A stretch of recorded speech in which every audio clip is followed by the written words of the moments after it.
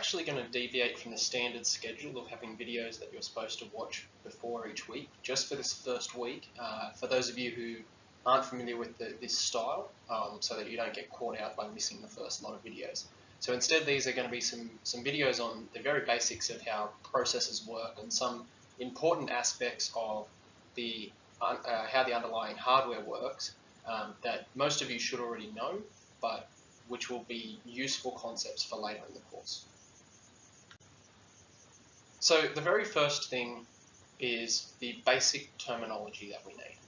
So some key terms that we come across are register.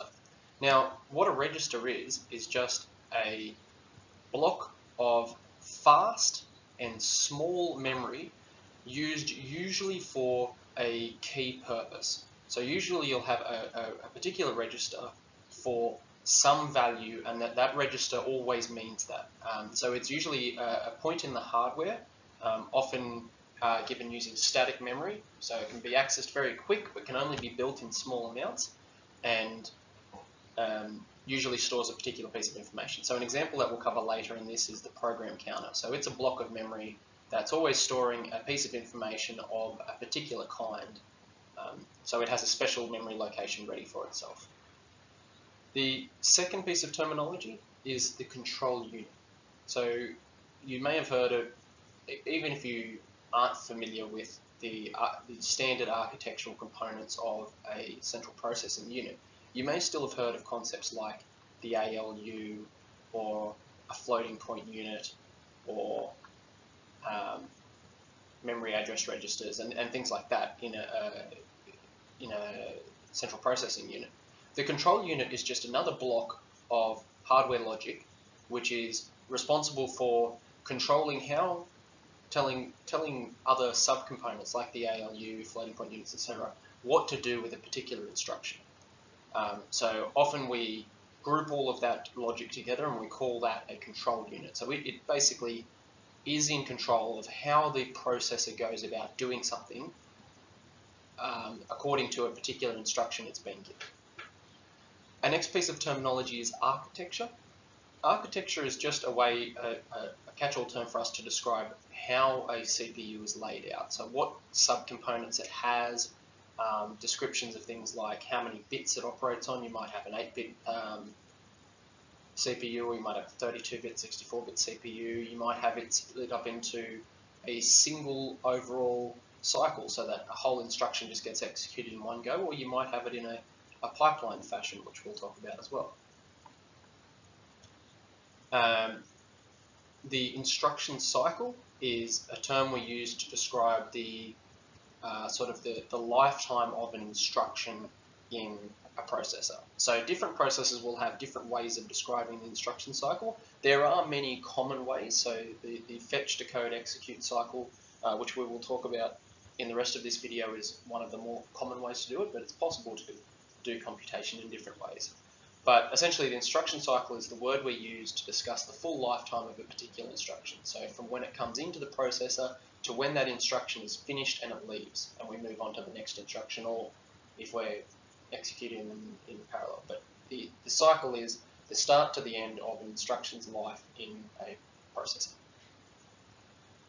The term pipeline describes the actual underlying hardware of that may implement that instruction cycle. So we might have a pipeline where each of the steps of instruction cycle are described, and the instruction goes through each step in that pipeline. So we might have a fetch step, a decode step. We might be talking about something like the RISC architecture, which implements a 5-stage pipeline. If you feel like looking at the RISC architecture, it's a very famous historical example. Finally, a clock. A clock is just a signal in a processor, in any digital or analog hardware, which just helps everything keep a consistent time. So you might have heard terms like synchronous and asynchronous logic. When we have a clock, what we're dealing with is synchronous logic, and basically we have a signal that goes high and then low, and it may do this at a particular rate or speed, but essentially that clock goes through, and when it goes up, and maybe even when it goes back down, something happens in the processor. So when that clock goes high, the next stage proceeds. So typically when you look at a processor and you say, okay, this is a 3.2 gigahertz processor, the gigahertz, as almost all of you will already know, is just the frequency of the underlying clock. First key point, instructions are just data themselves. So when your processor is being told to add the values at address 1 and address 2 and store, say, in address 3, if that's an instruction that can be done, that add A1 to A2 and store in A3 is just itself a piece of data. It is represented as a binary string, just like the values that are stored in A1, A2, and A3 are represented in binary strings. So when our processor actually executes that instruction, what we're really doing is we're loading the data that represents that instruction onto somewhere in the processor. So in this case, it's typically referred to as the instruction register. We load that piece of data in there, and then we trigger the logic. And a processor is essentially, when it boils down to it, just a bunch of gates that do things. So the processor is designed so that when the first few bits, or wherever it's been designed, but we'll call it, for the sake of generalizing, we'll call it the first few bits of it, correspond to the code for add, then the logic is designed in such a way that what happens is the address here, and the bits here, and here are interpreted as addresses given to the memory controller, which reads in the values into some other important registers. And then the execution that happens corresponds to the addition operation, and the result of that operation is stored in the memory address in the third location. But the key important thing, instructions are just data. When you're referring to a program, you will have a block of memory that we will often call instruction memory. We'll have a block of memory called data memory. And they're really just the same. They're just bunches of ones and zeros stored somewhere in our main memory in RAM, and they're loaded in to be executed. So when we talk about something that benefits the processor because it gives us some easier way of handling the loading and storing of data memory so that it's faster, the same principles will apply to instruction memory as well. So there are many, many different architectures for doing processing, so many so that I could not even begin to list all of them.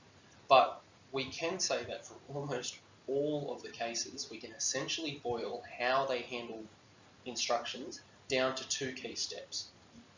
First, the control unit fetches the next instruction, and then the control unit makes the rest of the processor execute the operation corresponding to that instruction that was brought in on the data corresponding to that instruction.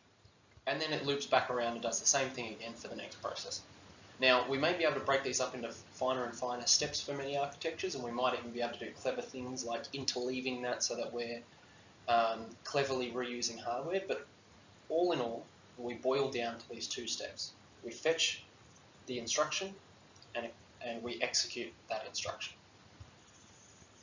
Essentially what we have is we have two key registers for this fetch step. We have the program counter. The program counter just stores the address of the instruction that we are going to execute next. And typically, when we're dealing with a block of code that we're working with, the instructions will just be stored sequentially. So for most of the cases, the program counter just increments. And then, so if it's at address 1, then before it executes the next step, it increments the program counter to address 2. We also have an instruction register. So remember, a register is just a special purpose piece of memory for a specific reason.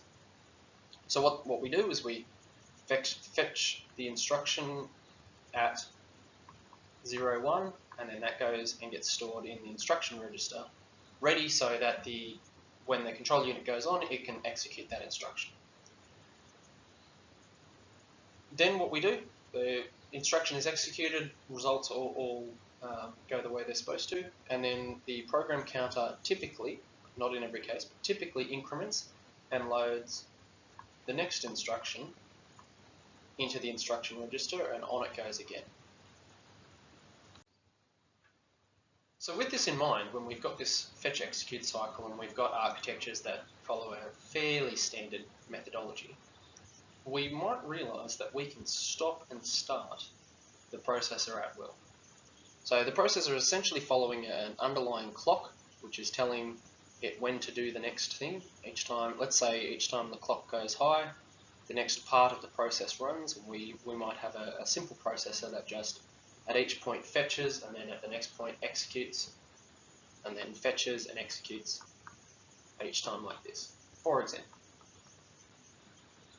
What you will realize at this point is that we could simply store all of the information that we needed here to continue the operation of the processor, let the clock go for ages without doing anything, just leaving the processor running idle, doing nothing useful, making sure that it doesn't change any memory locations, and then in 10,000 clock cycles, reload that data back onto the processor like that and continue, and it would be no different than if we had simply let the processor run in the first place. So we can, with our standard architectures of processors, as long as we record all of the important information that's in the key registers in the processor, stop it, kill everything that's in there, and start it again. That is definitely possible. That will be a very important piece of information for the remainder of this course. So we've covered a few basic concepts. We've talked about some basic terminology that we'll use when we're describing the aspects of processors that we care about for this course. We've talked about the fact that instructions themselves are really just data. They're just data that we interpret in a special way. We've talked about the most fundamental description of an instruction cycle, the fetch execute cycle. And we've talked about the fact that the instruction cycle is typically clocked. And as a result, we can, in theory and in reality, stop it and restart it at will.